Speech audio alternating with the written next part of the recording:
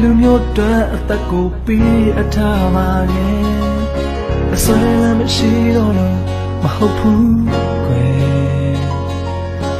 သွေးနဲ့ချွေးကိုရင်လို့ထားတဲ့စသားကြီးတယောက်ပါပဲအိမ်ပြန်ကြရပဲအချိန်ဖြစ်မလဲမသိဘူးကွယ်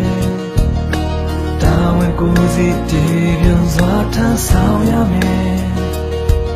ရှိတဲ့ရဲ့စခန်းထဲမှာအလွမ်းနဲ့အဆွေကိုပေးဖို့အချိန်မရှိခဲ့အဝေးနောက်စတိုက်ရရှိခဲ့ပြီးဘာမထီစိတ်ထားနဲ့ပန်းကိုစဖို့ဆောင်လို့ကြွေအနည်းနဲ့နောက်ဆက်ခွဲမင်းစီအောင်မအတော့ချခြင်းနဲ့အချိန်ချင်းစိတ်ကူးနဲ့နေရတိုင်းမှာအလွမ်းတွေမိထားခဲ့သူရဲ့ကောင်းတို့ရဲ့နှလုံးသားနဲ့တူစားနေစတာပဲတော့ကတခါနေမြင်လို့များဆွဲတဲ့ခီးစမဲရဲ့ရင်ပြတ်စိတ်နဲ့တူမနေလိမ့်မယ်ခွဲစတာရဲ့ချက်တဲ့အသေးပါတဲ့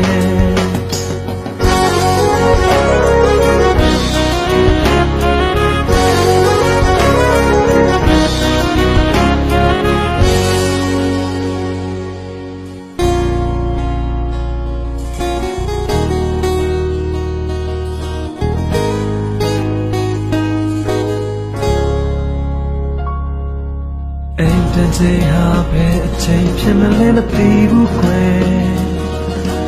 တာဝန်ကိုစီတည်ပြန်စွာထမ်းဆောင်ရမယ်ရှိတဲ့ရဲ့စခန်းထဲမှာအလွမ်းနဲ့အဆွေကိုပေးဖို့အချိန်မရှိခဲ့အဝေးကစတိုက်ချရှိခဲ့ပြီးဘာမထီစိတ်ထားနဲ့ပန်းကိုစဖို့ဆောင်လို့ကြွေအနည်းနဲ့နောက်ဆက်ခွဲမင်းစီအောင်မတို့ချခြင်းနဲ့အချိန်ချင်းစိတ်ကူးနဲ့နေရတိုင်းမှာအလွမ်းတွေမိထားခဲ့သူရဲ့ကောင်းတို့ရဲ့နှလုံးသားနဲ့တူစားနေစတာပဲ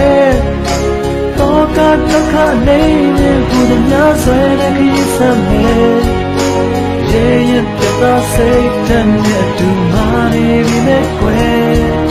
စတာနဲ့ချက်တဲ့အသေးပါရဲ့စတာနဲ့ချက်တဲ့အသေးပါ